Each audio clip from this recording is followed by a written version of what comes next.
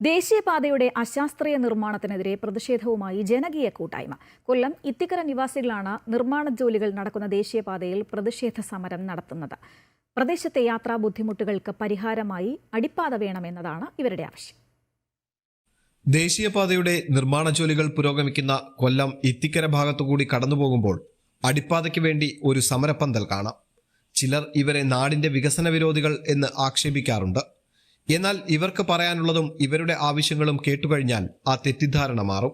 ഈ പ്രദേശത്ത് ദേശീയപാതയുടെ നിർമ്മാണ ജോലികൾ ആരംഭിക്കുന്നതിന് മുൻപ് റോഡിന് ഇരുവശങ്ങളിലുമുള്ളവർക്ക് യാത്രാമാർഗം എളുപ്പമായിരുന്നു. എന്നാൽ ദേശീയപാത പൂർത്തിയായി വരുമ്പോൾ കാര്യങ്ങൾ അത്ര സുഗമമായിരിക്കില്ല.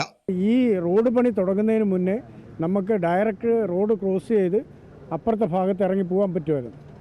ഈ റോഡിൻ്റെ പണി ഈ പറഞ്ഞ രീതിയിൽ നടക്കുകയാണെന്നുണ്ടെങ്കിൽ ഒരു ദിവസം നമുക്ക് മറ്റുള്ള ഭാഗങ്ങളിലോട്ട് പോകണമെന്നുണ്ടെങ്കിൽ ഏറ്റവും കുറഞ്ഞ ഒരു 5 കിലോമീറ്ററെങ്കിലും കറങ്ങി തിരിഞ്ഞ് വന്നാൽ നമുക്ക് ആ ഭാഗത്ത് പോയിട്ട് തിരിച്ച് നമ്മുടെ സ്ഥലത്ത് എത്താൻ പറ്റുന്ന സാഹചര്യമാണ് ഇപ്പോൾ കാണുന്നത്. വികസനം എന്ന് പറയുന്നത് നാടിൻ്റെ ഒരു ആവശ്യമാണ്.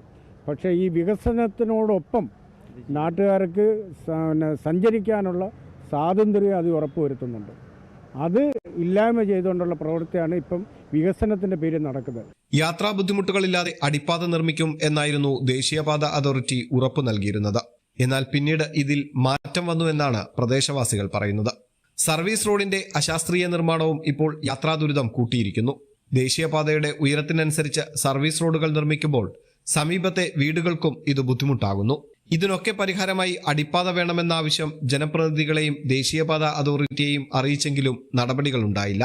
യാത്രാ ദുരിതത്തിന് പരിഹാരമാകുന്ന അടിപ്പാത എന്ന ആവശ്യം നേടിയെടുക്കും വരെ സമരവുമായി മുന്നോട്ടു പോകാനാണ് ജനകീയ പ്രതിഷേധ സമിതിയുടെ തീരുമാനം. അമൃത ന്യൂസ്, കൊല്ലം.